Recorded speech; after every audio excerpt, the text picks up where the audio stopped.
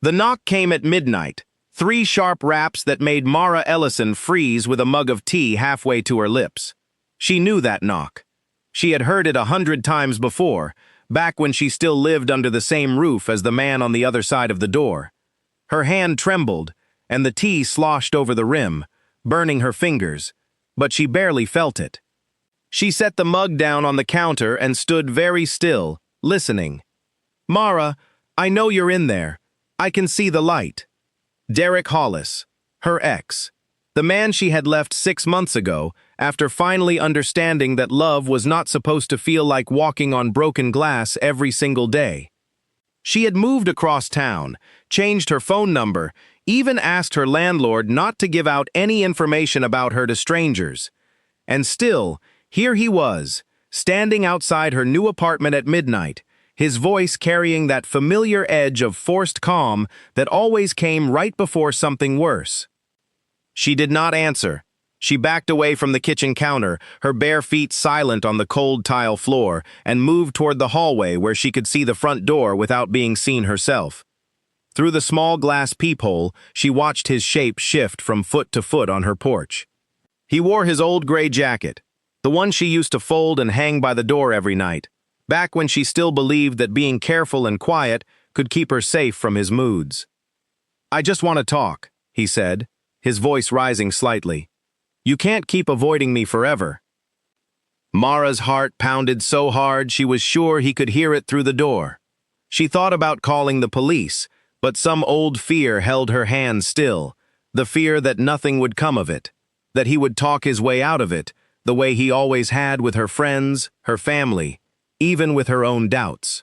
He had a gift for sounding reasonable while doing unreasonable things. She waited.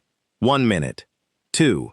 The porch light outside flickered, and through the peephole she saw him glance over his shoulder, as if something had caught his attention in the darkness of the yard. His confident posture faltered for a moment.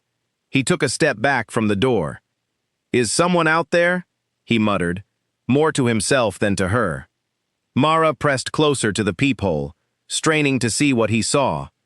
The yard beyond her small porch light was a wall of shadow, the kind of darkness that swallowed shapes and turned ordinary bushes into crouching figures.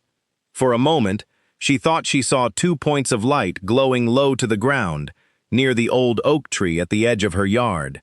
Eyes, watching. Then they were gone, and she told herself it had only been her imagination playing tricks born of fear. Derek stood a moment longer, unsettled, glancing left and right.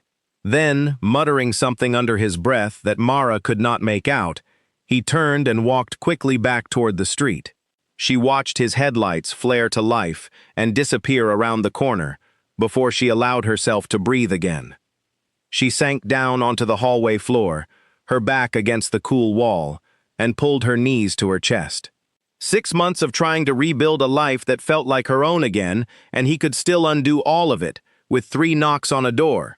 She thought about the restraining order she had filed 2 months ago, the one that was supposed to keep him 500 feet away from her at all times. Paper promises meant nothing to a man like Derek. He had always believed that rules were things other people had to follow. The next morning, sunlight poured through her kitchen window as if the night before had never happened. Mara made coffee with hands that still felt slightly unsteady and tried to focus on the ordinary rhythm of getting ready for work. She worked as a receptionist at a small veterinary clinic on the other side of town, a job she loved because it gave her small moments of peace, holding trembling puppies and calming frightened cats. Animals, she had come to believe, understood fear in a way that people often did not. They forgave quickly. They trusted again, if you gave them a reason to. At the clinic, her coworker Grace noticed immediately that something was wrong. "You look like you didn't sleep," Grace said, setting a folder of patient files down on the front desk. Grace had dark curly hair and a habit of saying exactly what she thought, which Mara had come to appreciate more than she ever expected to. "I didn't, really," Mara admitted. "Derek came by again last night." Grace's expression hardened. "He violated the order. You need to report it." "I know. I will. Mara trailed off, staring at the appointment book without really seeing it. Every time I think I've finally put enough distance between us, he finds a way to remind me that I haven't. Grace reached across the desk and squeezed her hand. You're allowed to be scared, but you're also allowed to fight back. Report it today, okay? Promise me. Mara nodded, though the promise felt heavier than it should have. She had made similar promises to herself many times before, and each time, exhaustion or fear or simple disbelief that anyone would truly help her had gotten in the way. The day passed in the usual blur of barking dogs and anxious owners, and by the time Mara locked up the clinic and walked to her car, the sky had already begun to dim into early evening. She drove home with the radio turned up loud, trying to drown out the anxious loop of thoughts circling in her mind. Was he watching her right now? Had he followed her from the clinic? She checked her rearview mirror more times than she could count, but the streets behind her stayed empty of anything threatening. When she pulled into her driveway, the porch light was already glowing, set on a timer she had installed for exactly this kind of dread. She hurried inside, locked the door, and drew every curtain closed before allowing herself to relax even slightly. Her apartment was small, just a kitchen, a living room, one bedroom, and a narrow strip of yard out back that bordered a stretch of trees separating her building from the quiet street behind it. She had chosen the place partly because it was affordable and partly because something about the trees at the back had felt calming to her, a small patch of nature in the middle of the city. That night, as she sat curled on her couch trying to distract herself with a book she could not focus on, she heard something outside. Not a knock this time. A soft sound, almost like a low breath, coming from somewhere near the back of the apartment. She went still, listening. There it was again, a faint sound, deep and rhythmic, like something large breathing steadily in the dark. Mara crept to the back window and carefully parted the curtain just enough to peer out into the yard. The moon hung low and bright that night, casting silver light over the grass and the line of trees beyond the small fence. For a moment, she saw nothing unusual. Then, at the very edge of the tree line, a shape shifted. It was large, larger than any dog she had ever seen, its fur catching moonlight in shades of deep gray and silver. Its eyes, when they turned toward her window, glowed with a faint amber light that made her breath catch in her throat. She should have been terrified. Every instinct told her that something that size, something wild and powerful, standing so close to her home in the darkness, should have filled her with fear. But instead, strangely, she felt something else entirely. The creature did not move toward her. It did not growl or bare its teeth. It simply sat, almost like a sentinel, its gaze steady and calm, watching the house as though standing guard. Mara stood frozen at the window for what felt like a long time, unable to look away, until finally the creature turned and melted back into the shadows of the trees, disappearing as silently as it had come. She let the curtain fall closed and stepped back from the window, her heart racing for an entirely different reason than the fear Derek had put there the night before. She told herself it must have been a large dog, perhaps one that had escaped from a nearby yard, though some quiet part of her knew that no ordinary dog moved with that kind of stillness, that kind of purpose. She did not sleep well that night, her mind cycling between memories of Derek's knuckles white around a doorframe and the strange, steady amber eyes in the dark. When morning came, she almost convinced herself she had imagined the whole thing, a trick of exhaustion and stress. Almost. 2 days later, she found the note. It was tucked beneath her windshield wiper when she left work, folded into a small, precise square. She recognized the handwriting instantly, the same careful, controlled script Derek used to leave on her pillow in the early days of their relationship, back when she had mistaken his intensity for devotion. "I know you're trying to avoid me," the note read, "but you can't hide forever. We belong together, and you'll see that eventually. I'm not going anywhere." Mara's hands shook as she read it, standing in the parking lot, the evening traffic rushing past without any awareness of the fear rising in her chest.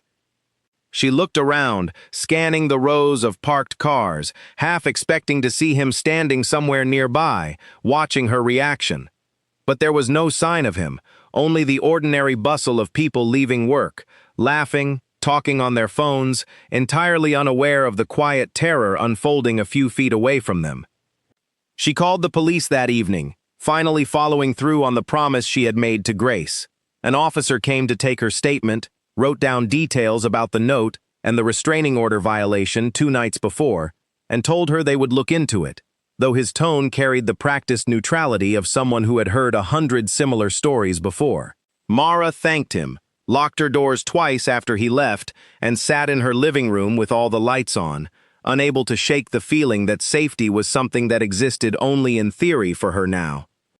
Later that night, drawn by something she could not quite explain, she found herself back at the window, peering out into the darkness of the yard. And there it was again, the same large shape at the edge of the trees, sitting motionless, its amber eyes fixed steadily on her home. This time, she did not feel afraid. She felt, oddly, less alone. She did not know, could not have known, that the creature watching over her that night was no ordinary animal at all, that behind those amber eyes was a mind far more complex, far more human than she could have imagined. She did not know that somewhere nearby, hidden in the folds of an ordinary life, someone had already made a silent vow to keep her safe, whatever the cost. All she knew was that for the first time in a long while, the darkness outside her window did not feel entirely hostile. The days that followed carried a strange, uneasy rhythm. Derek did not appear again in person, but small signs of his presence continued. A car she thought she recognized parked down the street, a feeling of being watched while she walked from her car to the clinic entrance, a strange click on her phone line that made her wonder if her calls were somehow being monitored. Each small incident chipped away at the fragile sense of normalcy she had worked so hard to rebuild. Grace noticed the toll it was taking. "You need to stay somewhere else for a while," she suggested one afternoon as they closed up the clinic together. "Even just for a week. Give yourself some space to breathe." "And go where?" Mara asked, exhaustion heavy in her voice. "I can't keep running from him forever." "Then let's make sure you don't have to," Grace said firmly. "We'll figure this out together." Mara appreciated the support, even as a small, stubborn part of her clung to the belief that she needed to handle this on her own, that relying too heavily on others might somehow prove Derek right about her inability to stand on her own feet. It was a belief he had planted carefully over years together, the kind of quiet manipulation that left no visible bruises but shaped every decision she made long after she had walked away. That evening, as she drove home along the familiar route, she noticed a car behind her that stayed a little too close for a little too long. Her pulse quickened. She took a turn she did not normally take, watching in her mirror to see if the car followed. It did. Fear flooded through her, sharp and immediate, and she pressed harder on the gas pedal, weaving through streets she barely recognized in her panic, trying to put distance between herself and whoever was behind her. By the time she finally lost the car and pulled into her driveway, her hands were shaking so badly she could barely turn off the engine. She sat there for a long moment, gripping the steering wheel, forcing herself to breathe slowly until the worst of the panic subsided. When she finally looked up, her gaze drifted instinctively toward the line of trees at the edge of her yard. The shape was there again, closer to the fence this time than it had ever been before, as though it too had sensed her distress and moved nearer in response.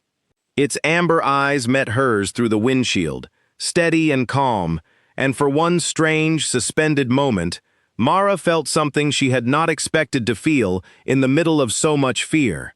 She felt watched over, guarded, as though whatever stood among those trees understood exactly what she was going through, even if she did not understand it herself. She did not know that the creature's chest ached with restrained fury every time it caught the scent of fear clinging to her, every time it watched her hands tremble as she gripped a steering wheel or fumbled with a set of house keys in the dark. She did not know that behind those glowing eyes was a will fighting hard against its own instincts, holding itself back from crossing the fence, from revealing itself, from doing anything that might frighten her further before she was ready to understand the truth. All Mara knew, as she finally gathered the courage to step out of her car and hurry inside, locking the door firmly behind her, was that somewhere in the darkness, something powerful had chosen to watch over her instead of harm her. And in a life that had recently become defined by fear, that small, strange comfort was enough to help her close her eyes that night and finally, sleep. 3 weeks passed before Mara noticed the man moving boxes into the empty unit 2 doors down from hers. She watched from her kitchen window as he carried a heavy dresser up the porch steps alone, his forearms flexing under the weight, his dark hair falling across his forehead as he worked. There was something quiet about the way he moved, careful and deliberate, unlike anyone she had met in a long time. He caught her watching once, and instead of looking away in embarrassment, she offered a small wave. He returned it with a brief nod, nothing more, before disappearing back into his new home. His name, she would later learn, was Cade Whitfield. Grace found out first, chatting with the building manager while dropping off rent, and reported back to Mara with the kind of enthusiasm reserved for genuinely interesting neighborhood gossip. "He's some kind of wildlife consultant," Grace said, leaning against the front desk at the clinic the next morning. "Works with conservation groups, apparently travels a lot for research, keeps mostly to himself." "Sounds mysterious," Mara said, only half paying attention as she sorted through a stack of appointment cards. "Sounds handsome, is what it sounds like," Grace corrected with a grin. "You should introduce yourself properly." Mara laughed, though the sound felt rusty in her throat, unfamiliar after weeks of tension. "I'm not exactly in a place to be thinking about neighbors right now, Grace. I'm not saying fall in love with the man. I'm saying it wouldn't hurt to have a friendly face nearby, especially given everything going on." Mara did not argue the point further, though she carried the thought with her for the rest of the day, turning it over quietly in the back of her mind. There was something oddly comforting about the idea of a new presence in the building, someone unconnected to Derek, someone without the weight of shared history pressing down on every interaction. What Mara did not know, what she could not have possibly guessed, was that Cade Whitfield had chosen that apartment specifically because of her. He had first caught her scent weeks earlier, carried faintly on the evening wind during one of his solitary runs through the wooded areas near the edge of the city. Runs he took not merely for exercise, but because his body demanded release, demanded the freedom of 4 legs and open air that his human life rarely allowed. He had caught something else beneath her scent too, something sharper, more urgent. Fear. Old fear, layered and constant, the kind that soaked into a person's very skin over months of living under threat. He had followed the scent instinctively that first night, curiosity turning quickly into concern as he watched, hidden among the trees, a man pound angrily on Mara's front door.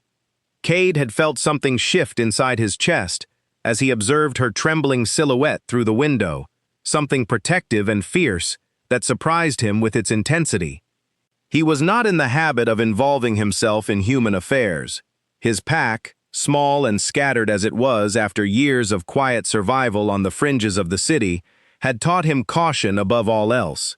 Attachment to humans led to complications, exposure, danger for everyone involved.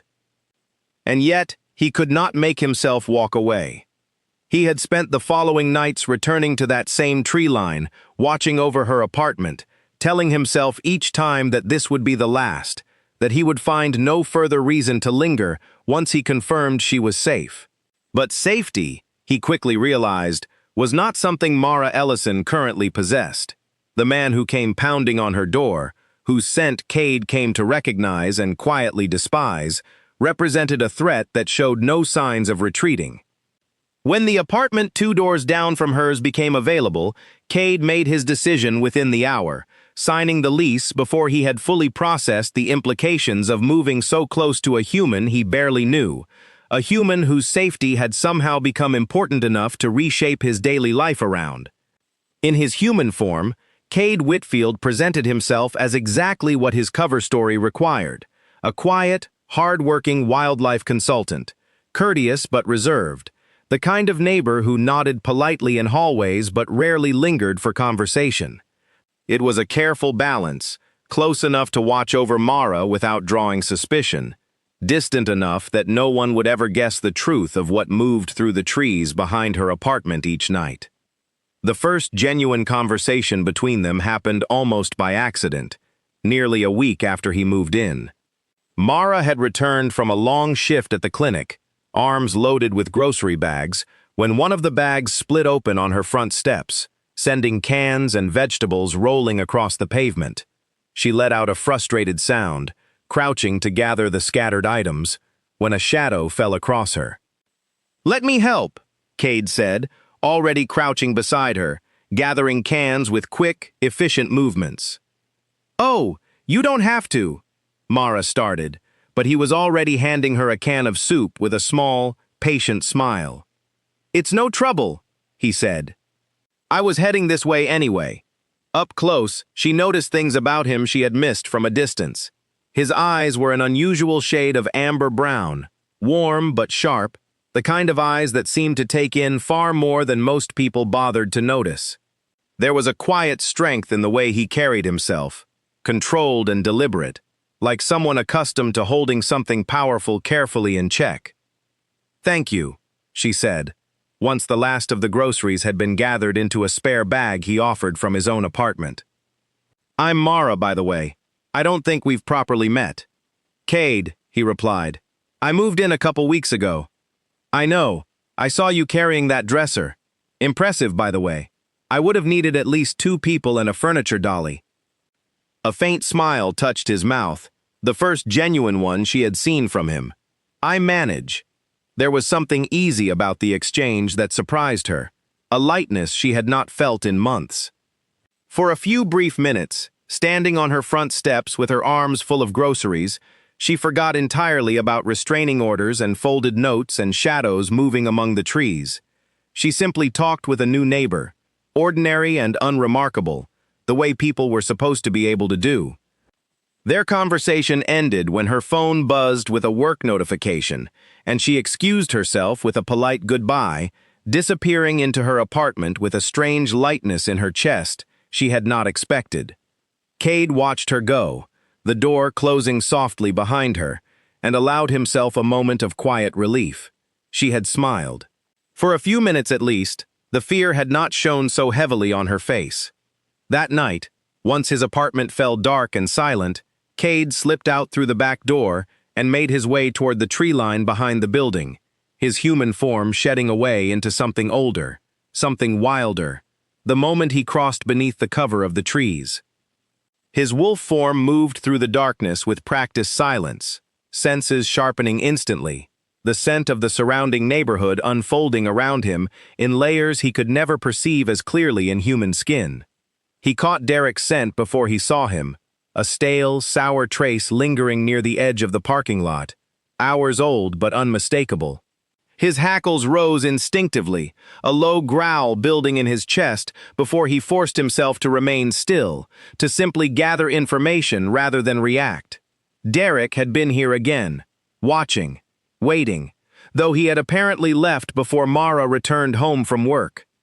Cade spent the following hour circling the perimeter of the building, memorizing the scent trail, noting where Derek had lingered longest, near her bedroom window, near the path she typically walked from her car to the front door.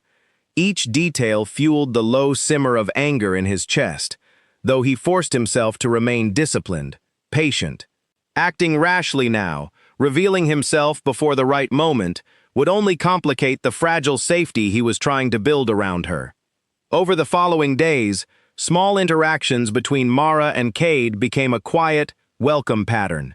She began looking forward to the brief moments they shared, a nod in the hallway, a short conversation while checking mail, an evening where he helped her carry a heavy box of files from her car after she mentioned struggling with an overloaded filing cabinet at the clinic.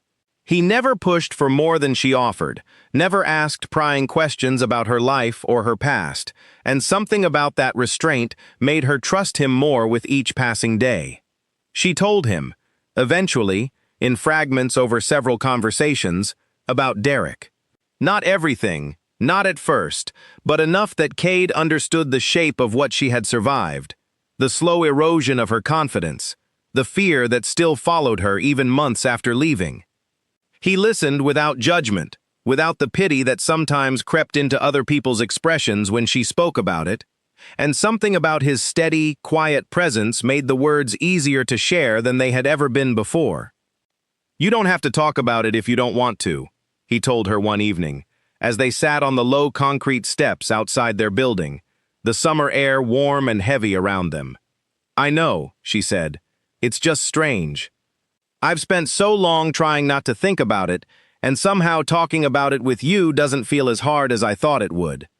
Cade felt something tighten in his chest at her words, a complicated mixture of protectiveness and something warmer, something he had not allowed himself to feel toward anyone in a very long time. He wanted, more than anything, to tell her the truth of what he was, to explain that the strange shadow she had glimpsed among the trees was not some random creature, but a promise he had silently made to keep her safe. But the timing was not right, and he knew, with the patient certainty of someone who had lived many years longer than his human appearance suggested, that trust built too quickly could shatter just as fast. Instead, he simply stayed, offering quiet company on evenings when her nerves felt frayed, walking beside her to her car when she mentioned feeling uneasy, always finding small, natural ways to ensure she was never quite as alone as Derek wanted her to believe. Derek, however, had not given up. Mara received another note tucked beneath her windshield wiper one afternoon, this one more pointed than the last. "You've been spending time with someone new," it read. "I've seen you together. Careful who you trust, Mara. People aren't always who they seem." Reading the note in the clinic parking lot, Mara felt a fresh wave of nausea rise in her throat. He was watching closely enough to notice Cade, closely enough to know things about her daily patterns that made her skin crawl with unease. She called Grace immediately, her voice shaking as she read the note aloud over the phone. "That's it," Grace said firmly. "We're going back to the police station together, today." This time, when Mara filed the report, she brought both notes with her, along with a written timeline of every incident since the restraining order had been issued. The officer taking her statement seemed to take the pattern more seriously this time, noting the escalation, promising to increase patrol frequency near her building and to follow up on identifying Derek's vehicle from the description she provided. It was a small measure of comfort, though not nearly enough to erase the anxiety that had settled permanently into her chest. That evening, walking from her car to her front door, she found herself scanning the shadows instinctively, searching not for danger this time, but for the comforting shape she had come to associate, however strangely, with safety. She found Cade instead, standing near his own doorway, his expression tightening with concern the moment he saw her pale face. "What happened?" he asked, closing the distance between them quickly. She told him about the note, her voice unsteady, and watched something shift behind his eyes, a controlled fury that he masked quickly, though not quickly enough to escape her notice entirely. "He's not going to hurt you," Cade said, his voice low and certain in a way that sent an unexpected shiver down her spine. "I promise you that." "You can't promise something like that," she said quietly, though some small part of her wanted desperately to believe him. "I can," he said, and the conviction in his voice left no room for doubt. "I promise." Standing there in the fading evening light, Mara did not yet understand the full weight behind his words, did not know that the promise came not merely from a caring neighbor, but from a protector far more powerful than she could have imagined. All she knew was that for the first time since Derek had re-entered her life, she believed, at least in that moment, that someone truly meant what they said. The following weeks brought a fragile sense of normalcy back into Mara's life. though it was a normalcy she had learned not to trust completely. Derek's notes stopped appearing on her windshield, and the strange sensation of being watched during her daily errands seemed to fade, at least for a while.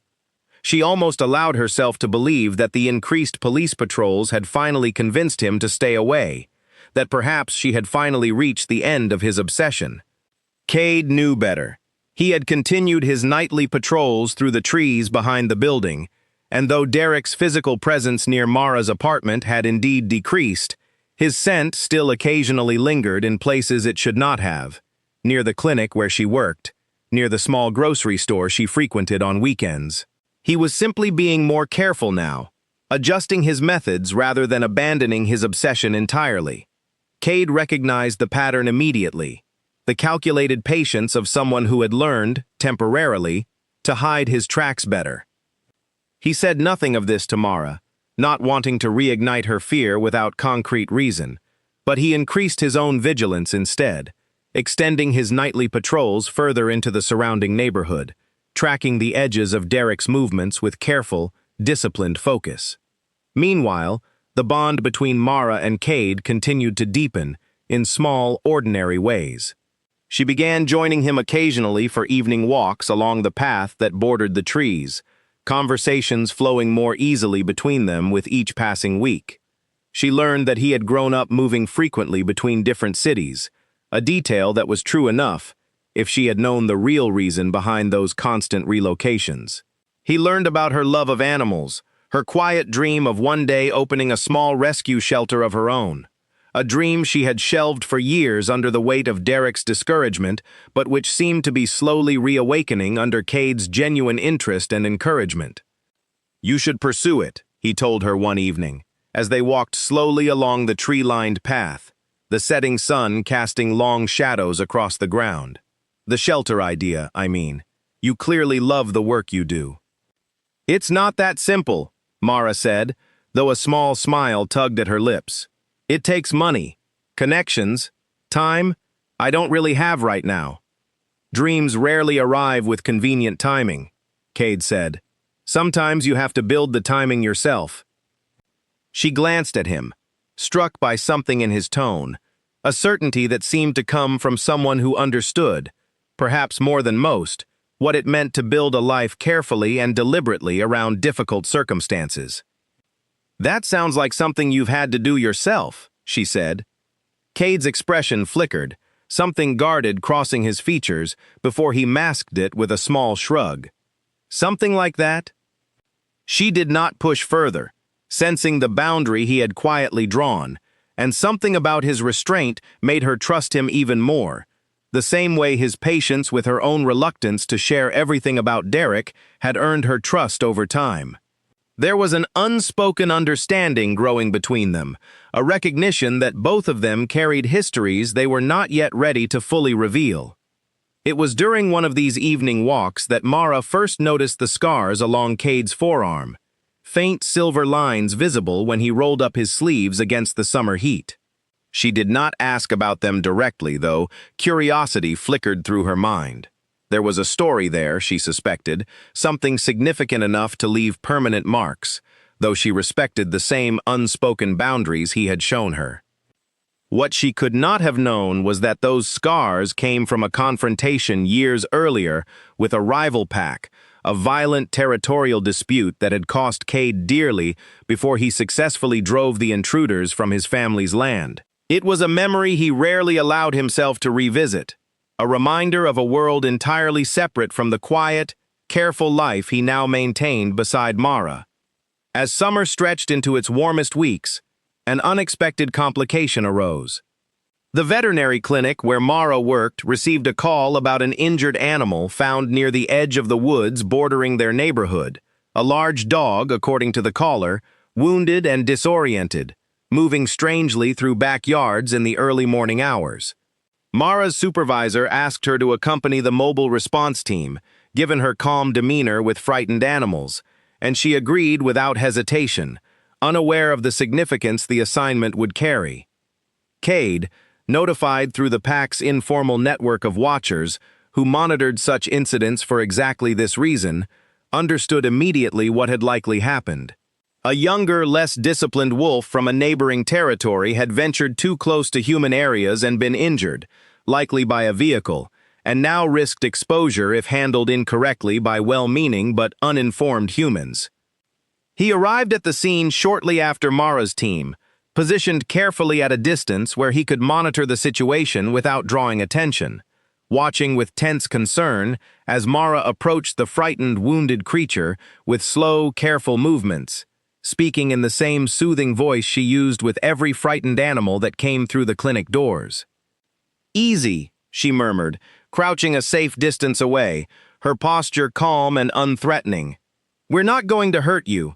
Just let us help."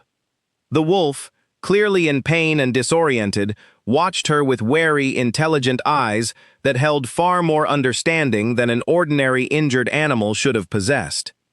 Cade watched from his hidden position, his own instincts screaming at him to intervene, to somehow guide the situation toward a safer resolution before human medical intervention revealed something about the creature's true nature. To his relief, Mara's calm, patient approach eventually allowed the response team to safely sedate the wolf and transport it back to the clinic for examination, unaware that the creature they were treating was far more than the ordinary animal it appeared to be. Cade followed at a careful distance, his mind racing through possibilities, calculating how he might need to intervene if the examination revealed anything unusual. Later that evening, after her shift ended, Mara found Cade waiting near her car in the clinic parking lot, an unusual occurrence, given that he rarely visited her workplace. "I heard about the injured wolf," he said, his tone carefully neutral. "How's it doing?" Mara looked at him curiously, surprised by his interest. "Stable, actually. Whatever hit it didn't cause permanent damage, just some bruising and a minor fracture. We're keeping it overnight for observation before contacting wildlife services in the morning." Something in Cade's shoulders relaxed almost imperceptibly at her words. "That's good to hear." "You seem oddly invested in a random injured animal," Mara said, a teasing note entering her voice, though genuine curiosity lingered beneath it. "I told you, I work in wildlife conservation," Cade said smoothly, the practiced ease of the lie settling comfortably into his tone. "Injured wolves near populated areas are a professional interest of mine." Mara accepted the explanation without further question, though something about his carefully controlled reaction lingered in her mind afterward, a small piece of the puzzle she could not quite fit into place. She dismissed it eventually, attributing it to simple professional curiosity, unaware of how close she had come that day to uncovering a truth far larger than she could have imagined. That night, once the clinic had emptied and only the overnight staff remained on duty, Cade slipped quietly into the building's rear entrance, his human form concealing itself in shadow as he made his way toward the recovery kennels. The injured wolf, a young member of a neighboring pack he recognized distantly through occasional territorial encounters, lifted its head weakly as he approached. "You need to be more careful," Cade murmured, low enough that only the wolf could understand the words carried in his tone, though he spoke in low, careful English, rather than risk drawing attention with anything more revealing. "This isn't your territory to wander through." The younger wolf whined softly, clearly understanding the rebuke even through its pain and exhaustion. Cade checked quickly to ensure no other staff members were nearby before quietly working the kennel latch open. Careful, practiced movements born of long experience navigating exactly this kind of delicate situation. "Go home," he said firmly, "and tell your alpha to keep better watch over the younger members of your pack. Next time, the humans might not be as careful as the woman who found you today." The wolf slipped past him into the darkness outside, disappearing quickly into the night, leaving Cade alone in the quiet clinic, surrounded by the soft sounds of sleeping animals in their kennels. He allowed himself a moment of relief before making his own way back outside, careful to leave no trace of his presence behind. The following morning, clinic staff discovered the empty kennel with confusion, unable to explain how a wolf recovering from sedation could have possibly escaped on its own. Mara puzzled over it throughout her shift, reviewing security footage that showed nothing unusual, no sign of forced entry or obvious explanation for the disappearance. "Strange," she remarked to Grace during their lunch break. "It's like it just vanished into thin air." "Wild animals are full of surprises," Grace said with a shrug, though Mara could not shake a persistent feeling that something about the situation did not add up, a nagging sense that pieces of a puzzle were assembling themselves just beyond her conscious awareness. That evening, walking home from work, she noticed Cade waiting outside their building, his posture relaxed, but his eyes carrying a watchfulness she had come to recognize over the past weeks. "Any updates on the mystery wolf?" he asked as she approached. "Gone without a trace," she said, shaking her head. "The whole thing's strange, honestly, almost like it planned its own escape." Cade offered a small, careful smile. "Wild creatures are more resourceful than people give them credit for." Mara studied him for a moment, something in his casual tone not quite matching the intensity she occasionally glimpsed behind his eyes. But she let the observation pass, too tired from the day's events to pursue the thought further, and instead allowed herself to simply enjoy his company as they walked together toward their building, the warm evening air settling comfortably around them, the persistent shadow of Derek's obsession, for the moment, pushed to the back of her mind. She did not yet know how closely those two threads of her life, the growing bond with Cade and the strange mysteries surrounding the wolves that seemed to appear whenever danger drew near, were about to become permanently, irrevocably intertwined. The quiet stretch of peace did not last as long as Mara had hoped. It began with small things, easy to dismiss individually but impossible to ignore once they accumulated. A car parked across the street for hours at a time, always empty by the time she worked up the courage to look closely. A hang-up call to her cell phone late one night, the caller ID showing an unfamiliar number that matched no one in her contacts. A feeling, persistent and unshakable, of being observed during her morning walk from her apartment to her car. She mentioned none of it to Cade at first, unwilling to burden him further, unwilling to admit even to herself how quickly her fragile sense of safety could crumble. But Cade noticed anyway the subtle tension returning to her shoulders, the way her eyes darted more frequently toward windows and doorways, the careful, deliberate way she now avoided walking anywhere alone after dark. He confronted her about it gently one evening, finding her sitting alone on the front steps of their building, staring out at the darkening street with an expression he recognized immediately as fear carefully suppressed. "Something's changed," he said, settling down beside her without invitation, close enough to offer comfort but respectful of the distance she seemed to need. "You don't have to tell me what, but I'd like to help if I can." Mara hesitated, her fingers twisting together in her lap. "I think he's watching me again, Derek.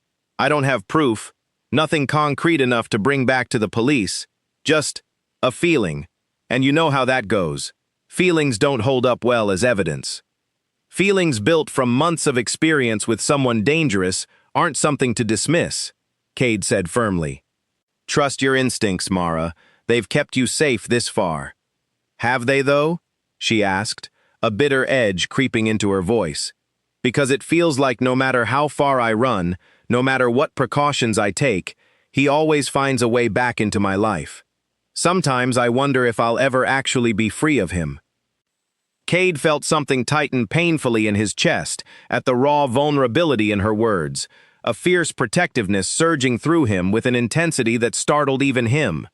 He wanted, more than he had wanted anything in a very long time, to promise her that Derek would never trouble her again, to use every ounce of strength and power at his disposal to ensure it.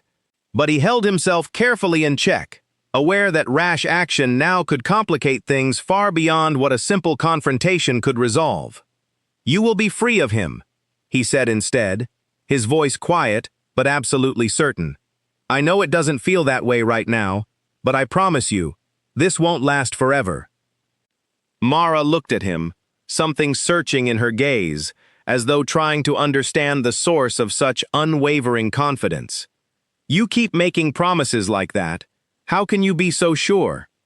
Cade held her gaze for a long moment, the truth pressing urgently against his careful restraint. He wanted so badly to explain, to tell her about the nights he had spent watching over her building, about the growls he had suppressed every time Derek's scent lingered too close to her home, about the fierce, protective instinct that had taken root in him from the very first night he caught the scent of her fear carried on the evening wind. But the timing still felt wrong, the risk of frightening her away from the fragile trust they had built together still too great. "Because I refuse to let it be otherwise," he said finally, the words carrying weight that Mara could not fully understand, but somehow felt anyway, a warmth spreading through her chest, despite the fear still lingering beneath the surface. The following days brought a new tension, an escalation that neither of them had fully anticipated. Mara arrived home from work one evening to find her front door standing slightly ajar, the lock apparently forced despite her certainty that she had secured it that morning before leaving. Her heart pounded as she stood frozen on the porch, torn between the instinct to flee and the need to know whether someone remained inside. Cade appeared beside her almost instantly, having caught sight of her frozen posture from his own window. "Don't go in," he said firmly, already moving past her to check the doorway himself, his senses sharpening with a focus that had nothing to do with ordinary human caution. He could smell it immediately, the stale, unpleasant trace of Derek's presence lingering heavily in the apartment beyond, though the scent suggested he had already left some time ago. "Stay here," Cade instructed, moving carefully through the doorway to confirm the apartment was empty, before allowing Mara to follow him inside. The living room had been disturbed, drawers pulled open, personal items shifted from their usual places, though nothing appeared to have been stolen. It was not a robbery. It was a message, deliberate and calculated, designed purely to demonstrate that no space Mara occupied was truly safe from Derek's reach. Mara stood in the doorway of her own bedroom, staring at the disturbed contents of her dresser drawers, a wave of violation washing over her that left her feeling sick and shaken. "He was here," she whispered. "He was actually inside my home." "He won't be again," Cade said, his voice carrying a quiet intensity that made Mara look up at him sharply. His eyes, she noticed, had taken on an unusual, almost golden quality in the dim evening light, though she attributed it to nothing more than a trick of shadow and stress. The police were called again, a full report filed, and this time, given the clear evidence of forced entry, the officers took the matter far more seriously. They collected fingerprints, documented the disturbance thoroughly, and promised increased attention to the case, though Mara had learned by now not to place too much faith in promises alone. She spent that night at Grace's apartment, unwilling to remain in a space that no longer felt like her own, while Cade quietly assured her he would keep watch over her building in the meantime.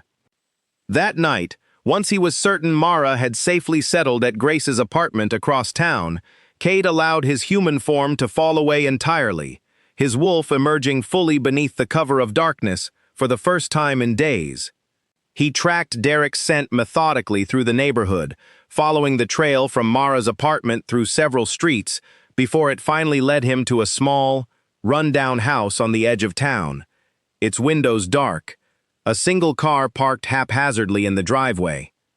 He did not approach directly, aware that revealing himself now, before Mara understood the truth of what he was, could complicate everything he had worked to build.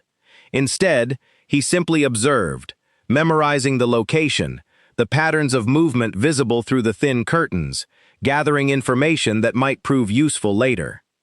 He returned to the tree line near Mara's apartment before dawn, resuming his silent vigil, though his mind remained heavy with the knowledge that Derek's obsession had crossed a dangerous new threshold. Breaking into her home represented an escalation that could not be ignored, a clear signal that the man's fixation had moved beyond mere harassment into something far more calculated and dangerous. Mara returned to her apartment 2 days later, accompanied by a locksmith who installed a new, more secure lock system, along with a set of window alarms she had purchased after a long, difficult conversation with the responding police officer about additional security measures she could take. The apartment felt different to her now, tainted by the knowledge of Derek's intrusion, though she forced herself to reclaim the space methodically, room by room, refusing to let fear drive her out entirely. Cade helped her install the new security measures, his presence a steady, reassuring constant throughout the difficult transition. Their conversations during those days took on a different quality, deeper and more honest, as though the shared crisis had stripped away some of the careful reserve that had characterized their earlier interactions.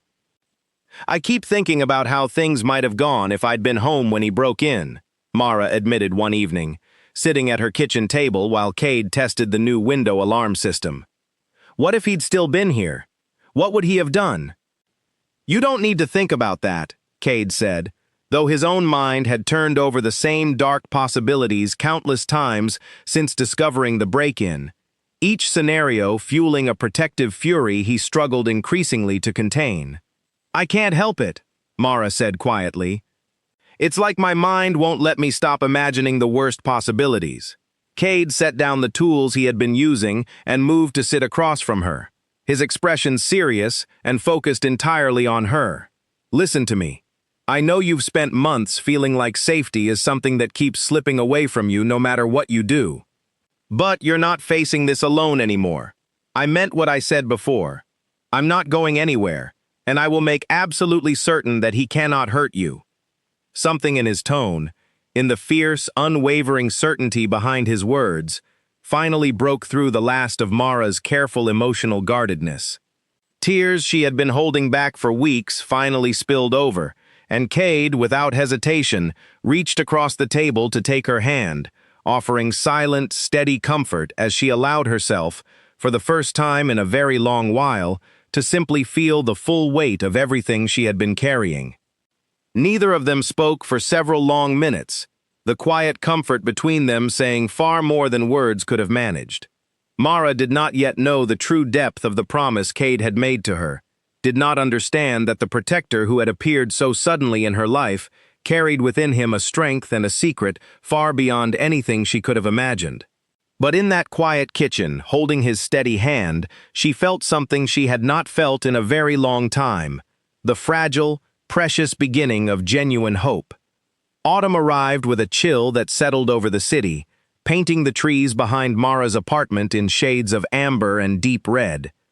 The change of season brought with it a strange, uneasy calm, weeks passing without further incidents from Derek, though neither Mara nor Cade allowed themselves to fully relax into the quiet. Experience had taught them both, in their own separate ways, that stillness before a storm often carried its own kind of warning. Mara had begun spending more evenings at Cade's apartment, the two of them sharing simple dinners while she told him stories about the animals she cared for at the clinic, and he, in careful, measured fragments, shared pieces of his own life, always skirting delicately around the fuller truth he still could not bring himself to reveal. "Tell me about your family," Mara said one evening, curled comfortably on his couch with a cup of tea warming her hands. "You never talk about them."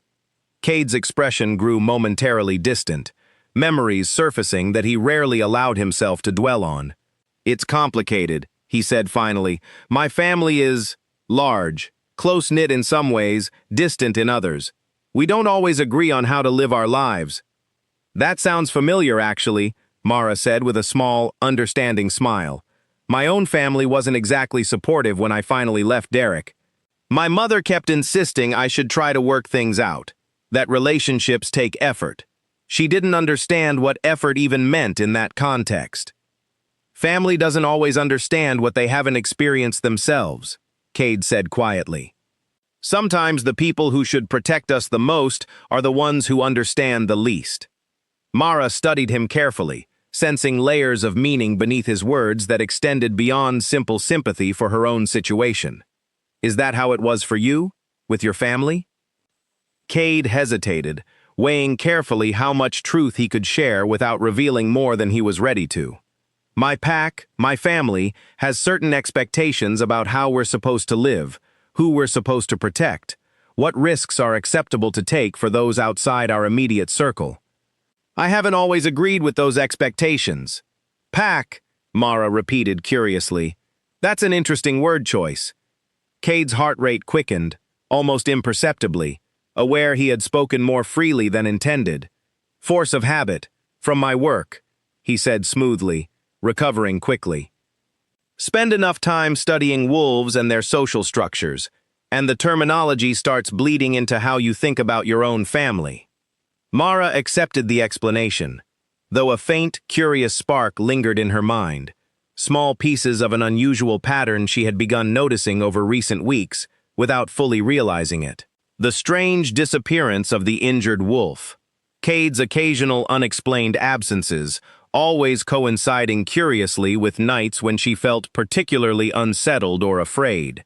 His unusual, almost supernatural calm in moments of genuine danger, as though fear simply did not touch him the way it touched everyone else she knew. She pushed the thoughts aside for the moment, unwilling to let suspicion complicate the genuine comfort and safety she had come to feel in his presence. Whatever secrets Cade carried, she reasoned, they were his to share when he felt ready, and in the meantime, his steady, protective presence had become one of the few constants she could rely on in a life still shadowed by uncertainty. The uneasy calm shattered on a cold evening in late October, when Mara returned from a late shift at the clinic to find her car would not start, the engine refusing to turn over despite repeated attempts. Frustrated and increasingly uneasy as the parking lot emptied around her, she called for a tow truck and settled in to wait, glancing repeatedly at her phone for any updates. She did not notice the figure watching from the shadowed edge of the parking lot until it was almost too late. Car trouble? Derek's voice cut through the quiet evening air, and Mara's entire body went rigid with fear as she turned to find him standing far closer than the restraining order legally permitted, his expression carrying that same unsettling calm that had always preceded his worst moments. "You need to leave," Mara said, forcing steadiness into her voice, despite the fear flooding through her. "You're violating the order. I'm calling the police right now." "Go ahead," Derek said, taking another step closer, seemingly unbothered by the threat. "By the time they arrive, we'll have finished our conversation anyway." Mara backed away instinctively, her hand fumbling for her phone, but Derek moved quickly, closing the distance between them with unsettling speed, gripping her wrist tightly enough to make her gasp in pain and surprise. "You've been avoiding me for months," he said, his calm facade finally cracking to reveal the controlling anger beneath. "Moving on with some new man like our relationship meant nothing. Did you think I wouldn't notice? Did you think I would just let you go?" "Let go of me," Mara said, fear and fury mixing in her voice as she tried unsuccessfully to pull her wrist free from his grip. "You're hurting me." "You're the one hurting yourself," Derek said, his voice rising with barely controlled anger. "Refusing to see reason, refusing to understand that we belong together. I'm done waiting for you to figure that out on your own." Several streets away, Cade's head snapped up abruptly from where he had been reviewing documents at his kitchen table, an instinctive, powerful awareness flooding through him with an intensity that left no room for doubt. Something was wrong, terribly wrong. The bond he had unknowingly begun forming with Mara over these past months, a connection deeper and more significant than he had allowed himself to fully acknowledge, screamed at him with an urgency he could not ignore. He was out the door within seconds, his human form already beginning to shift the moment he crossed into the privacy of the trees behind his building, 4 powerful legs carrying him faster than any human vehicle could manage through the winding paths he had long since memorized. Back in the clinic parking lot, Mara continued struggling against Derek's grip, her mind racing through options as panic threatened to overwhelm her rational thought. "People are going to see," she said, trying desperately to reason with him, to buy time, to find some way out of the escalating danger. "Someone's going to call the police." "Let them," Derek said, his grip tightening further, his other hand rising toward her face, in a gesture that made Mara's stomach drop with dread. "This is between us. It's always been between us." The sound that interrupted him was low and powerful, a growl that seemed to vibrate through the very air of the parking lot, freezing both Mara and Derek in place. From the shadowed edge of the lot, where dense bushes bordered the clinic's back fence, two amber eyes gleamed in the darkness, followed immediately by the emergence of a massive gray wolf, its posture radiating barely restrained fury, every line of its powerful body coiled and ready to strike. Derek's grip on Mara's wrist loosened instantly, his face draining of color as he stared at the creature now stalking slowly, deliberately, toward them, each step precise and controlled despite the raw power evident in every muscle. "What?" Derek started, backing away instinctively, his earlier confidence collapsing entirely in the face of the wolf's advance. Mara, too, stared at the creature in stunned disbelief, recognizing immediately the same amber eyes that had watched over her from the tree line for months, the same powerful, silent guardian she had glimpsed so many times without ever fully understanding what she was seeing. But there was no time to process the recognition fully, no time to make sense of impossible questions, as the wolf's low growl deepened into something far more menacing, its focus entirely fixed on Derek. "Get away from her," Derek said, his voice shaking now, all pretense of control abandoned entirely. He stumbled backward, nearly tripping over his own feet in his haste to put distance between himself and the advancing creature. The wolf did not attack, though every instinct within it screamed for exactly that release. Instead, it positioned itself deliberately between Derek and Mara, a living, breathing wall of protective fury, its growl rising and falling with barely controlled restraint as Derek continued backing away toward his car. "This isn't over," Derek called out, though his voice carried none of its earlier confidence, cracking with poorly concealed fear as he fumbled with his car keys, casting frightened glances back at the wolf still standing guard. "Mara, this isn't over between us." He fled the parking lot moments later, his car's tires screeching against the pavement as he sped away into the night, leaving Mara alone with the wolf, her mind struggling to process everything that had just occurred. The creature turned toward her slowly, its posture shifting from aggressive readiness into something far gentler, almost apologetic, as it approached with careful, measured steps. "You," Mara whispered, staring into those familiar amber eyes, pieces of an impossible puzzle finally beginning to click into place in her stunned mind. "You've been watching over me all this time." The wolf simply held her gaze, unable to answer in any way that would make sense to her, though something in its expression seemed to carry a depth of understanding, of protectiveness, that words could not have conveyed more clearly. "Cade?" she whispered, the realization striking her with sudden, overwhelming force as she remembered his unexplained absences, his supernatural calm, the strange, impossible pattern of protection that had surrounded her for months without her fully understanding its source. The wolf's ears flattened slightly, an almost apologetic gesture, before it began backing slowly away, disappearing into the shadows at the edge of the parking lot, just as the distant wail of approaching sirens finally reached Mara's ears, the police finally responding to the emergency call she had managed to send before Derek grabbed her wrist. She stood alone in the parking lot, shaking from adrenaline and shock, staring at the space where the wolf had disappeared, her mind reeling with questions she could not begin to answer, though one certainty had settled firmly into her heart despite the impossibility of it all. Whatever Cade truly was, whatever secret he had been carrying all this time, he had just saved her life, and nothing about that fundamental truth could be undone by whatever strange revelation awaited her next. The police arrived within minutes, though Mara found herself struggling to explain the full truth of what had happened, settling instead for a version that omitted the impossible details of a massive wolf materializing to protect her. She described Derek's aggressive approach, the way he had grabbed her wrist, his threatening words, all of it true and sufficient to file yet another formal complaint against him, though she carefully avoided any mention of the creature whose intervention had likely prevented something far worse. The officers examined the faint bruising already forming on her wrist, documented her statement thoroughly, and promised, with slightly more urgency than previous encounters, to actively pursue Derek's arrest, given the clear pattern of escalating harassment and this latest physical altercation. Mara thanked them numbly, her mind still reeling from the impossible sight she had witnessed, barely able to focus on the practical details of filing yet another report. She drove home carefully once her car had finally been repaired by the tow truck driver, who arrived shortly after the police, her hands trembling on the steering wheel the entire way, though the fear coursing through her now stemmed from an entirely different source than her usual anxiety about Derek.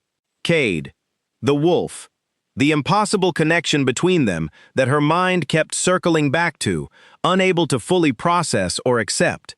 Her apartment building came into view, and she noticed immediately that the lights in Cade's apartment remained dark, no sign of him anywhere. She sat in her car for several long minutes, gathering courage before finally making her way to his front door and knocking, uncertain what she would even say if he answered. He opened the door almost immediately, as though he had been waiting for exactly this moment, his expression carrying a careful, guarded tension that confirmed everything Mara had begun to suspect. He wore a simple gray shirt, and she noticed faint, healing scratches along his forearm that had not been there the last time she saw him, injuries that made unsettling sense given what she had witnessed. "Mara," he said quietly, his voice carrying none of its usual easy confidence. "Are you all right?" "I heard the police were called." "Don't," she interrupted, her voice shaking slightly. "Please don't pretend you don't know what happened. I saw you, Cade. I saw what you are." Cade's shoulders sagged slightly, the careful mask he had maintained for months finally beginning to crumble under the weight of a truth that could no longer remain hidden. "Can we talk inside?" he asked quietly. "Please, I owe you a real explanation, and you deserve to hear it properly." Mara hesitated for a long moment, fear and curiosity and something warmer, something that had been growing steadily between them for months, all warring within her. Finally, she nodded, following him inside his apartment, settling stiffly onto the edge of his couch while he moved to sit across from her, giving her space, respecting the uncertainty still evident in her posture. "I'm not entirely human," Cade began, his voice steady despite the vulnerability evident beneath it. "I'm what some old stories call a werewolf, though the reality is far less dramatic than the legends suggest. I was born this way, part of a lineage that stretches back many generations, part of a pack that has survived quietly on the fringes of human society for longer than most people would believe possible." Mara listened in stunned silence, her rational mind still struggling to reconcile everything she thought she understood about the world with the impossible truth sitting calmly across from her. "The night I first caught your scent," Cade continued, "I was running through the woods near this neighborhood, something I do regularly, needing that freedom the way you need to breathe. I smelled fear on the wind, old fear, the kind that builds up over months of living under threat. I followed it instinctively and found you, watching through your window as a man pounded angrily on your door." "That was months ago," Mara said quietly, pieces continuing to click into place. "Before you even moved into this building." Cade nodded. "I couldn't walk away once I understood what you were facing. I told myself I would simply watch from a distance, ensure you remained safe, and eventually move on once the danger passed. But the danger never fully passed, and somewhere along the way, watching over you stopped feeling like an obligation and started feeling like something I genuinely wanted to do, regardless of the risk to myself. So you moved in here deliberately," Mara said, "to be closer to me." "Yes," Cade admitted. "I know how that sounds, and I understand if it makes you uncomfortable, knowing I've been so closely involved in your life under false pretenses. But I promise you, everything else between us, every conversation, every moment we've shared, has been genuine. The only thing I hid from you was the truth of what I am, not who I am."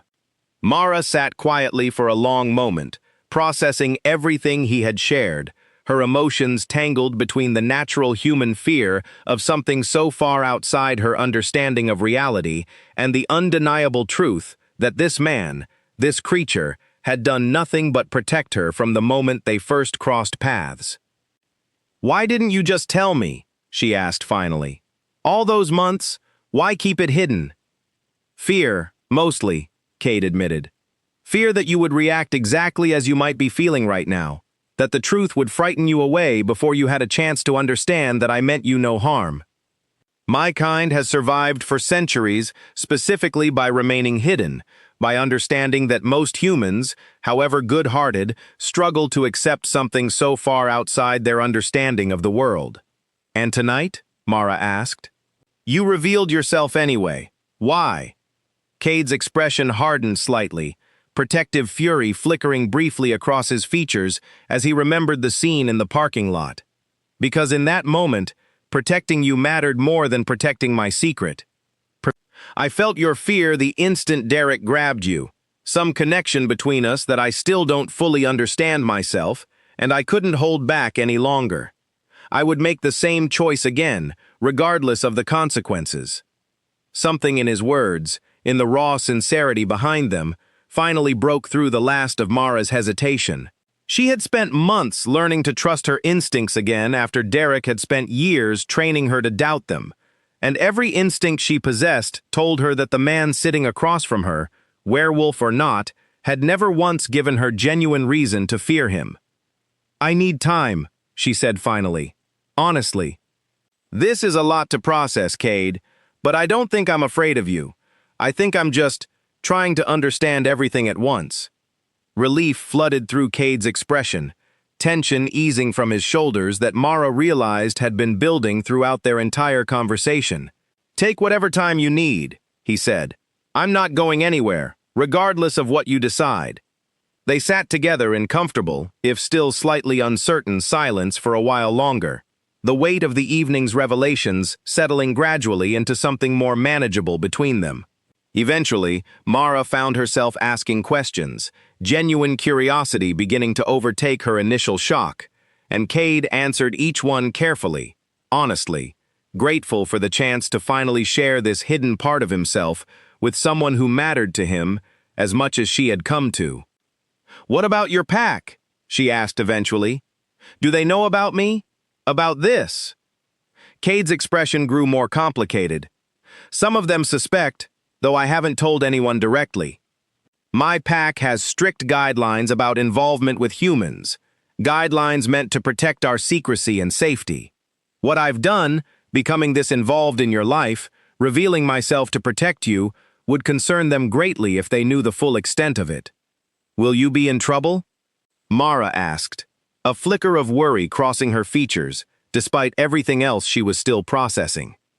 "Possibly," Cade admitted. "But I made my choice tonight, and I don't regret it.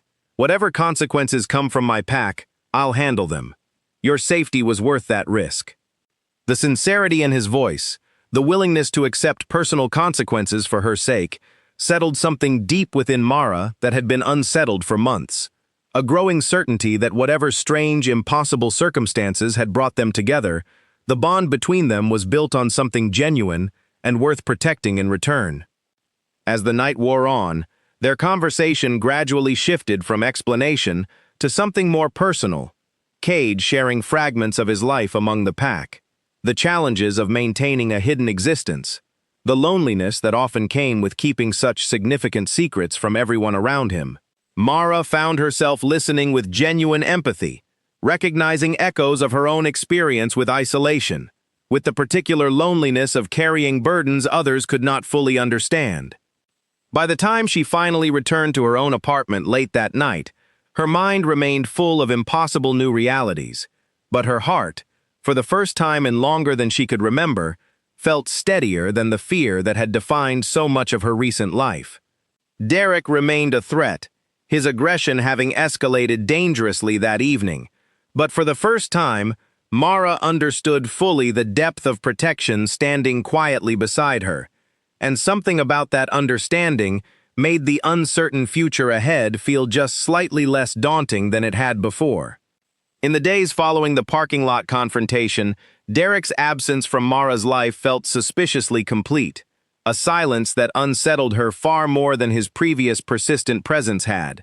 No notes appeared on her windshield. No unfamiliar cars lingered near her building. No hang-up calls disturbed her evenings. She wanted desperately to believe the confrontation with Cade's wolf form had finally frightened him into permanently backing away. But a cautious, hard-earned instinct warned her against such easy relief.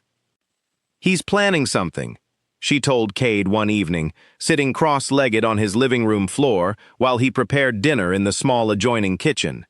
"This kind of quiet isn't like him. Derek doesn't just give up." Cade's expression remained carefully neutral, though the tightness around his eyes betrayed his own concern. "I've been tracking his scent when I can," he admitted.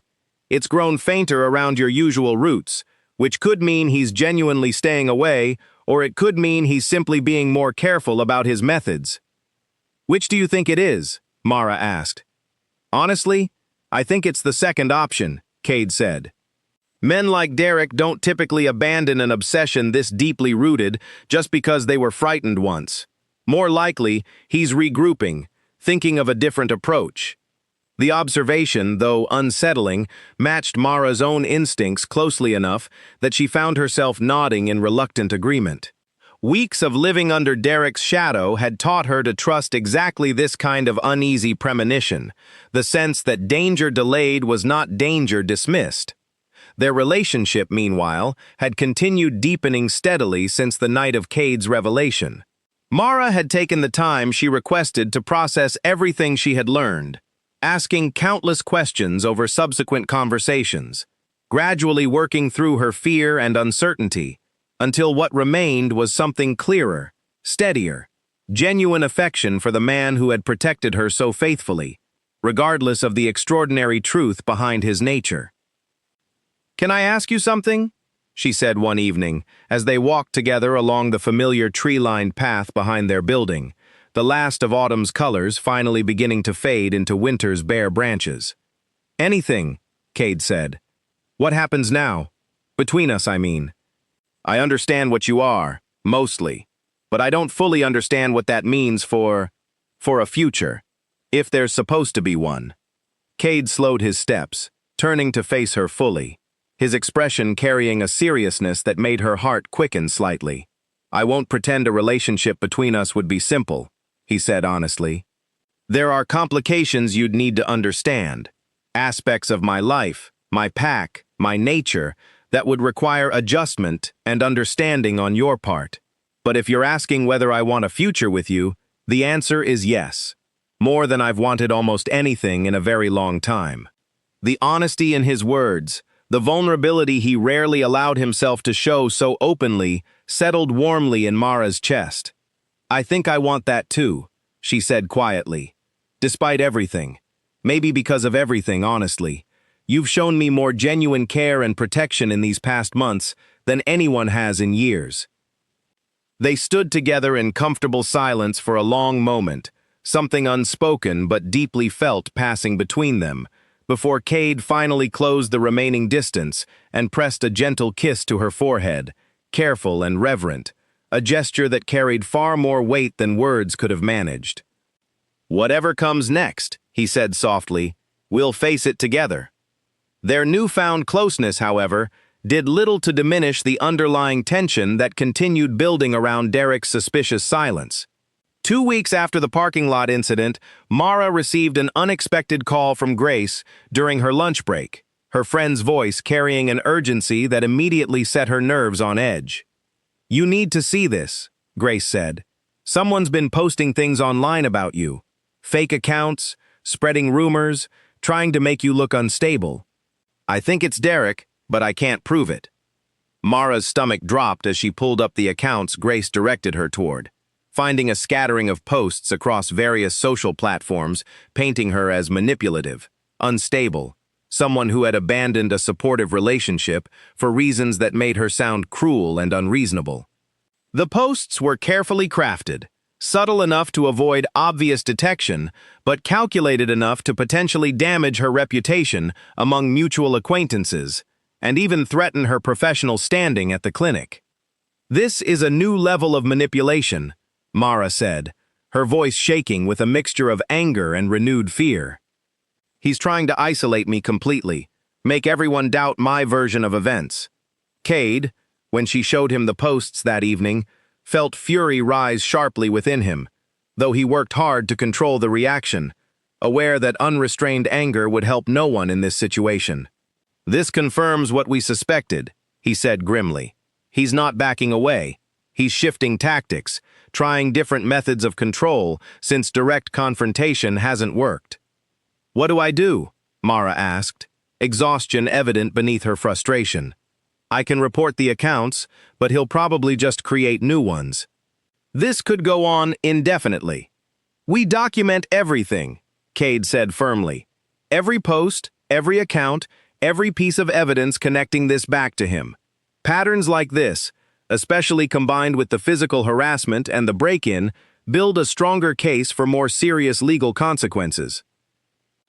Together, they spent the following days carefully compiling evidence, screenshots and timestamps, and careful notes connecting the various online harassment campaigns to language patterns and details that clearly traced back to Derek despite his attempts at anonymity.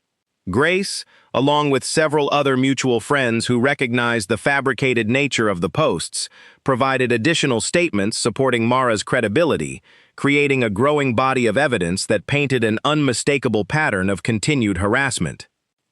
The renewed attorney Mara had consulted, a careful, thorough woman named Priya Sharma who specialized in cases involving stalking and harassment, reviewed the compiled evidence with growing concern.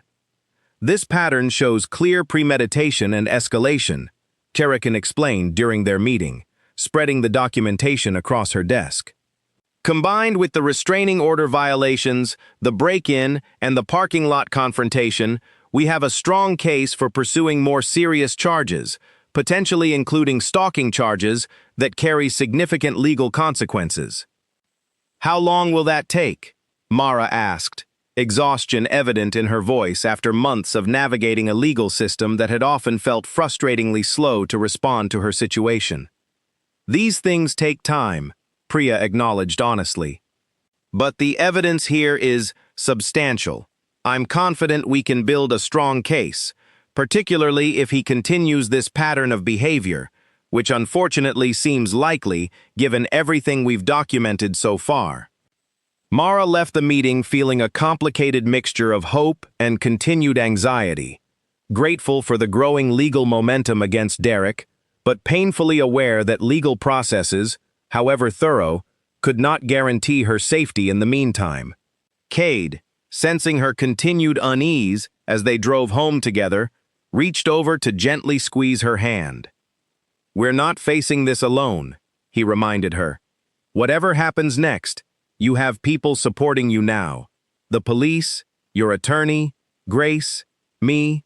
Derek doesn't hold the same power over your life that he used to." Mara nodded, wanting desperately to believe his reassurance completely, though the persistent shadow of Derek's unpredictable obsession continued lingering at the edges of her thoughts, a quiet warning that the most dangerous confrontation might still lie somewhere ahead of them, waiting patiently for the right moment to finally emerge.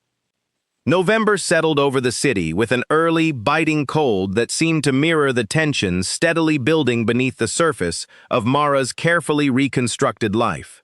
The legal case against Derek progressed slowly but steadily, each piece of documented evidence adding weight to a picture that painted him increasingly as a serious, credible threat, rather than simply a difficult ex-partner struggling to accept a breakup. Derek, for his part, seemed to sense the tightening net around him, his online harassment campaign growing more erratic even as his direct contact with Mara remained conspicuously absent. Priya Sharma warned during their most recent meeting that such erratic behavior often preceded either a complete retreat or, more concerningly, a final, desperate escalation. Predators who feel cornered sometimes become more dangerous, not less, Priya explained carefully during a meeting that included both Mara and Cade, the attorney having grown accustomed to Cade's steady, protective presence throughout their proceedings, though she remained entirely unaware of the true nature behind his unwavering vigilance. "I want you both prepared for the possibility that things could intensify before this resolves fully." The warning settled uneasily over the following weeks, casting a persistent shadow over what should have been simple, ordinary moments. Mara found herself increasingly grateful for Cade's constant presence, though the underlying tension never fully allowed either of them to relax completely into the growing comfort of their relationship. It was on a particularly cold evening, nearly 3 weeks after Priya's warning, that the situation finally reached its breaking point. Mara had stayed late at the clinic handling an emergency surgery case, a beloved family dog that had swallowed something dangerous requiring immediate intervention. By the time she finally left the building, exhausted and drained from the tense procedure, the parking lot had emptied entirely except for her own car, the winter darkness settling heavily around the isolated building. She noticed nothing unusual as she walked toward her vehicle, her mind still occupied with concern for her recovering patient, until a sound behind her, deliberate and close, made her spin around with sudden, sharp alarm. Derek stood only a few feet away, his appearance startlingly different from the controlled, calculating man she remembered. His clothes looked unkempt, his eyes carrying a wild, desperate intensity that immediately set every alarm bell in Mara's mind ringing at once. "Derek," she said, forcing steadiness into her voice, despite the fear flooding rapidly through her system. "You need to leave. Now." "I've tried everything," he said, his voice carrying a frantic, unstable quality she had never heard from him before, even during their worst arguments together. "I've tried talking to you, tried showing you how much I still care, and you just keep pushing me away, bringing in lawyers, filing reports, trying to destroy everything I have left." "You're the one who destroyed everything," Mara said, backing carefully toward her car, her hand fumbling for her phone in her coat pocket. "You did this to yourself, Derek, all of it." "No," he said, shaking his head sharply, taking a step closer despite her retreat. "This is your fault. If you had just stayed, just tried harder to make things work, none of this would be happening. You made me into this." Mara's fingers finally closed around her phone, but before she could press the emergency call button already prepared on her screen, Derek lunged forward with sudden, alarming speed, knocking the device from her grip before she could complete the call, the phone skittering across the icy pavement out of reach. "Stop!" Mara cried out, backing away as quickly as she could manage, though the isolated parking lot offered no immediate help, no witnesses to intervene on her behalf. "You're not leaving until you actually listen to me," Derek said, advancing steadily, his desperation having stripped away the last vestiges of his usual careful control. "For once in your life, you're going to hear what I have to say." Several miles away, Cade had been finishing a quiet evening at his apartment when a sudden, overwhelming surge of alarm gripped him with an intensity that left no room for doubt. The connection he shared with Mara deepened significantly over recent months, screamed with urgent warning, a certainty that something was terribly wrong, that she faced immediate, serious danger. He did not hesitate. Within moments, his human form fell away entirely, 4 powerful legs carrying him with impossible speed through the darkened streets, cutting directly through backyards and wooded patches wherever possible, driven by an instinct far more powerful and precise than any human navigation system could have managed. Back at the clinic, Derek had closed the remaining distance between himself and Mara, his hand closing around her arm with bruising force as she struggled desperately against his grip, fear and adrenaline giving her strength she had not known she possessed. "Let go of me!" she shouted, twisting and pulling with everything she had, managing to wrench herself partially free before Derek's grip tightened again, dragging her roughly toward the isolated edge of the parking lot, away from any potential line of sight from the road. "You're going to listen to me," Derek said, his voice rising with barely controlled fury, "even if I have to make you." The growl that answered him was louder and more furious than anything Cade had allowed himself to release before, a sound of pure, unrestrained protective rage as he burst from the tree line at the edge of the parking lot, covering the remaining distance in powerful, ground-eating strides before Derek even fully registered the threat bearing down on him.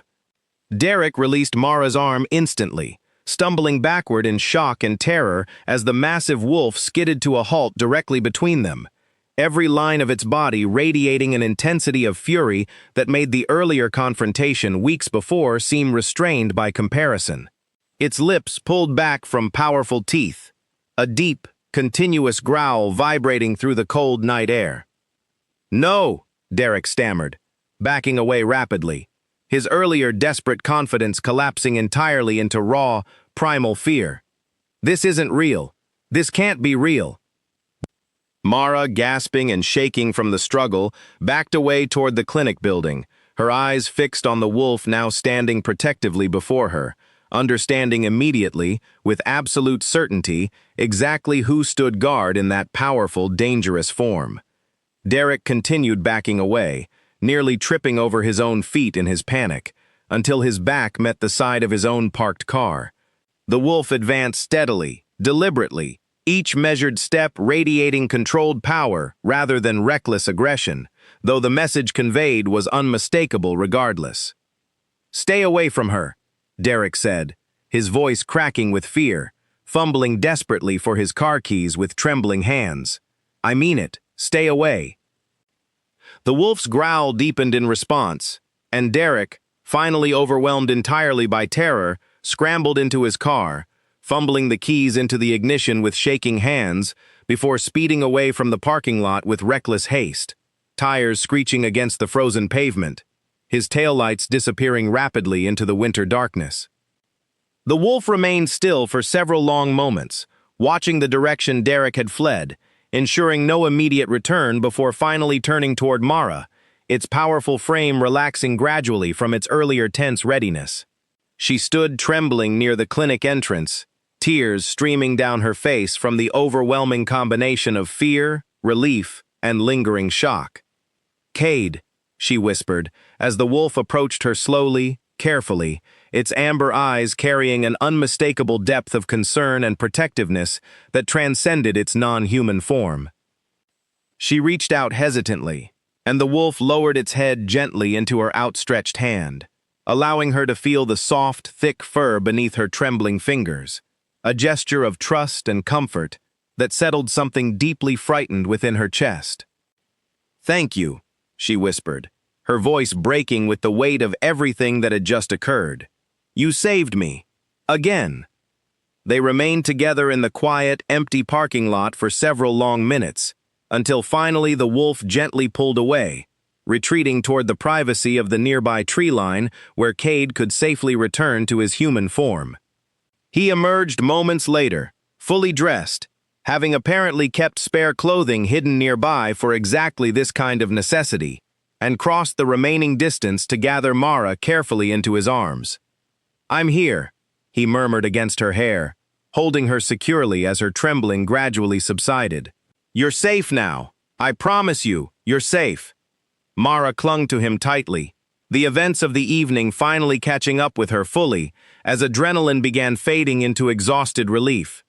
"He's not going to stop," she said quietly against his chest. "Not after tonight. Not after seeing you like that." Cade's expression hardened with grim determination as he held her closer. "Then we make sure tonight is the last time he ever comes close enough to hurt you again. Whatever it takes." The parking lot confrontation marked a definitive turning point, though not in the way either Mara or Cade might have initially expected. Rather than fleeing entirely, as his earlier terror might have suggested, Derek's next move revealed the full extent of his desperate, unraveling mental state. 2 days after witnessing Cade's wolf form, he contacted the police himself, filing a bizarre report claiming Mara was involved with dangerous, unregistered wild animals that posed a threat to public safety, an obvious, clumsy attempt to redirect suspicion and control the narrative before anyone could connect his own erratic behavior to genuine consequences. The report, Absurd as it initially sounded to the responding officers, nonetheless required investigation, and Mara found herself once again sitting across from a patient but increasingly skeptical detective, explaining as best she could without revealing Cade's true nature that no dangerous wild animal had ever posed a threat near her property. "He's grasping at anything now," Priya Sharma explained during an emergency consultation following the strange report. "This kind of behavior, filing false reports, attempting to redirect blame onto the victim, is actually a positive sign for our case, in a strange way. It demonstrates a clear pattern of manipulation and desperation that strengthens our position significantly." Despite the legal reassurance, the situation weighed heavily on Mara, the constant uncertainty of when or how Derek might strike next, taking a visible toll on her emotional well-being. Cade, sensing her exhaustion, made the difficult decision to finally involve his pack directly, understanding that the situation had progressed beyond what he could manage entirely on his own without risking further exposure or danger. He arranged a meeting with his pack's alpha, an older, formidable werewolf named Garrick, who had led their small, scattered community for over 2 decades, maintaining careful balance between protecting their kind's safety and occasionally, rarely, extending assistance to worthy human causes when circumstances demanded it. "You understand the risk you've already taken," Garrick said during their private meeting, held deep within the forested land the pack maintained on the outskirts of the city, far from human observation. "Revealing yourself to a human, however sympathetic her situation, violates the fundamental principles that have kept our kind safe for generations." "I understand," Cade said steadily, meeting his alpha's assessing gaze without flinching. "I made that choice knowingly, and I stand by it. She needed protection that no ordinary intervention could provide." Garrick studied him for a long, silent moment, weighing considerations that extended far beyond simple pack politics. "And what do you propose now? Now that this human knows the truth, now that her situation has grown dangerous enough to threaten exposure of our entire community? I need help ensuring the threat against her is permanently resolved," Cade said honestly. "Not through violence, but through decisive action that removes his ability to continue this pattern of harassment.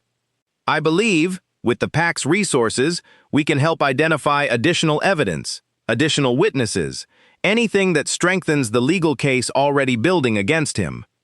Garrick considered the request carefully, and after a long, tense silence, finally nodded slowly. "I'll allow limited assistance, gathered carefully and without direct exposure. But understand, Cade, if this situation escalates further, if her safety cannot be resolved through these careful means, the pack's priority will always be our own protection first. I expect you to understand the boundaries of what we can offer." Cade accepted the conditions gratefully, understanding fully the significant compromise his alpha had made in extending even limited assistance for a human situation. Over the following days, several pack members, moving carefully and always at a distance, helped gather additional evidence against Derek, tracking his movements discreetly, identifying a pattern of increasingly reckless behavior that included several other minor legal infractions unrelated to Mara that added further weight to the mounting case against him. The additional evidence, combined with everything already compiled, finally provided Priya Sharma with sufficient grounds to pursue an emergency protective order with significantly expanded restrictions, along with formal stalking charges that carried the possibility of serious legal consequences should Derek be found guilty. "This is the strongest position we've had throughout this entire case," Priya explained during their final preparation meeting before the scheduled hearing. "Between the documented harassment, the break-in, the physical altercations, and now this additional pattern of reckless, escalating behavior, I'm confident the court will grant the expanded protective measures we're requesting." The hearing, held on a cold December morning, brought Mara face-to-face with Derek for the first time since the terrifying parking lot confrontation weeks earlier. He appeared diminished somehow, the wild desperation she remembered replaced by a hollow, defeated resignation as his own attorney struggled to counter the substantial evidence presented against him. Mara testified carefully, her voice steady despite the underlying nervousness she felt, recounting months of escalating harassment before a formal courtroom. Cade sat directly behind her throughout the proceedings, his steady presence offering silent strength as she navigated the difficult process of publicly confronting everything she had endured. The judge, reviewing the extensive documentation presented by Priya Sharma, did not hesitate long before rendering a decision. The expanded protective order was granted in full, along with formal charges that would proceed to trial in the coming months. Charges that carried significant potential consequences, including mandatory counseling requirements and possible incarceration depending on the trial's outcome. Derek left the courthouse that day visibly shaken, his desperate campaign against Mara having finally collided with consequences serious enough to potentially reshape the remainder of his life. Whether the legal proceedings would finally convince him to abandon his obsession entirely remained uncertain, but the substantial legal barriers now standing firmly between them offered Mara a level of protection and validation she had not felt possible throughout the exhausting months of harassment. "It's not over completely," she admitted to Cade as they walked together from the courthouse, the winter air crisp and cold around them. "There's still the trial ahead, still uncertainty about what happens next. But for the first time, I actually feel like the system is working the way it's supposed to." "You fought incredibly hard for this outcome," Cade said, reaching for her hand as they walked. "Everything that happened today, that's because of your strength and persistence, not luck or circumstance." "I didn't do it alone," Mara said, squeezing his hand gratefully. "I couldn't have gotten through any of this without you. Without your protection, your support, your willingness to risk everything to keep me safe." Cade stopped walking, turning to face her fully in the quiet, cold morning outside the courthouse. "You've given me something equally important," he said softly. "For years, I've lived carefully hidden, disciplined, controlled, never allowing myself genuine connection with anyone outside my pack. You've shown me that some risks are worth taking, that genuine care for someone else can outweigh even the deepest instincts towards self-protective isolation."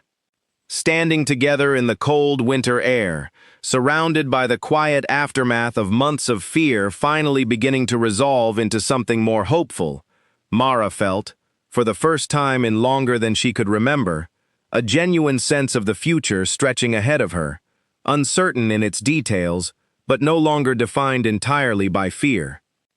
Spring arrived gradually over the following months, the harsh grip of winter slowly loosening into warmer days that carried with them a sense of renewal Mara had not felt possible during the darkest months of her ordeal.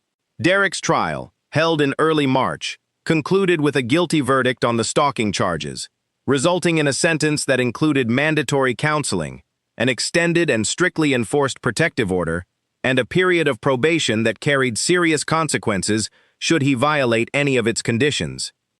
The relief Mara felt upon hearing the verdict arrived quietly rather than dramatically, a gradual easing of tension that had lived in her shoulders for so long she had almost forgotten what it felt like to exist without its constant weight. She still occasionally found herself glancing over her shoulder out of old habit, still sometimes woke from dreams that carried echoes of fear from months past, but these moments grew steadily less frequent as the reality of her safety settled more fully into her daily life. Her relationship with Cade had deepened significantly throughout the difficult months of legal proceedings, the shared challenges strengthening rather than straining the bond between them. She had gradually met several members of his pack, carefully and under controlled circumstances, finding among them a community far more welcoming than she might have initially expected, given Garrick's early caution about human involvement. "You handled everything with remarkable grace," Garrick told her during one such careful meeting, his assessing gaze carrying newfound respect after witnessing firsthand the strength she had shown throughout months of adversity. Cade chose well, both in the human he chose to protect and in the courage he showed protecting her. The acknowledgement meant more to Mara than she might have expected, a genuine welcome into a world she had never imagined existing outside of old folklore and fictional stories. She began learning gradually about pack traditions, about the careful balance her new community maintained between their hidden nature and the modern world surrounding them, finding in these lessons a fascinating complexity that only deepened her respect for Cade and the life he had chosen to share with her. Her dream of opening a small animal rescue shelter, long shelved beneath the weight of Derek's discouragement and later beneath months of fear and legal complications, finally began taking concrete shape that spring. With Cade's encouragement, and with financial support that came unexpectedly from an inheritance her grandmother had left her years earlier, an inheritance she had never previously felt secure enough to invest in something so personally significant, Mara began the careful process of establishing her own small rescue operation. Grace, delighted by the development, immediately volunteered to help manage the administrative side of the growing operation, her practical skills complementing Mara's genuine gift for working directly with frightened, injured animals in need of careful, patient rehabilitation. "I always knew you'd get here eventually," Grace told her one afternoon, as they toured a small property Mara was considering for the shelter's permanent location, a modest plot of land bordering a wooded area not far from where she and Cade had first met. "You just needed the space to actually believe it was possible." The property, when Mara finally secured it that summer, held a particular significance neither Grace nor most of Mara's other friends fully understood. The wooded land bordering the shelter's grounds connected directly to territory Cade's pack maintained, allowing him easy, natural access to visit throughout the day without raising any suspicion about his frequent presence. His cover story of ongoing wildlife consultation work providing convenient explanation for his regular visits to the growing rescue operation. The shelter opened officially in late summer, a modest but heartfelt operation that quickly earned a reputation throughout the local community for its exceptional care and genuine dedication to animals that other facilities often struggled to properly rehabilitate. Mara found deep, genuine fulfillment in the work, finally building the life she had once believed impossible during the darkest months under Derek's controlling influence. Cade's involvement with the shelter extended beyond simple emotional support. His genuine understanding of wildlife, informed by centuries of experience far beyond what any human wildlife consultant could claim, proving invaluable when injured wild animals occasionally required specialized care beyond typical domestic rescue situations. Their combined expertise, human and otherwise, created something genuinely unique within the local rescue community, drawing attention and support from unexpected sources throughout the region. On a warm evening in early autumn, nearly a full year after that first terrifying knock on her apartment door, Mara stood on the small porch of her rescue shelter's main building, watching the sunset paint the surrounding trees in brilliant shades of orange and gold. Cade joined her quietly, wrapping his arms comfortably around her from behind as they watched the peaceful evening settle over the property they had built together. "Can you believe it's been a year?" Mara asked softly, leaning back comfortably into his embrace. "A year of remarkable transformation," Cade agreed, pressing a gentle kiss to the top of her head. "From that first terrified night to everything we've built here together. I used to think safety was something that only existed in theory," Mara said quietly. "Something other people got to experience while I just kept waiting for the next disaster. But standing here now, I actually feel it. Real safety, real peace." Cade turned her gently to face him, his amber eyes carrying the same warm intensity she had come to treasure over their year together. "You built this safety yourself," he said softly, "through incredible strength and persistence. I simply had the privilege of standing beside you while you did it." "We built it together," Mara corrected gently, reaching up to cup his face with genuine affection. "Every step of the way." As the sun continued its slow descent behind the trees, casting long, peaceful shadows across the grounds of the shelter that represented everything Mara had once believed impossible, Cade reached into his pocket, retrieving a small object he had carried carefully for several weeks, waiting patiently for exactly the right moment to finally present it. "I've been thinking about our future," he said, his voice carrying a nervousness that seemed almost endearing, given everything else about him that remained steady and controlled. "About building something even more permanent between us, something that acknowledges everything we've overcome, and everything I hope we continue building together." Mara's breath caught as she watched him lower himself carefully onto one knee, opening the small box to reveal a simple, elegant ring that caught the last golden light of the setting sun. "Mara Ellison," Cade said softly, "you came into my life as someone I felt compelled to protect, and somewhere along the way, you became someone I simply cannot imagine living without. Will you marry me?" Tears of genuine joy, so different from the fearful tears that had once defined so much of her recent history, spilled freely down Mara's cheeks as she nodded, unable to find words adequate enough to answer him properly. "Yes," she finally managed, pulling him up into a warm, grateful embrace as the last light of the setting sun faded gently into the gathering evening. Yes, absolutely yes.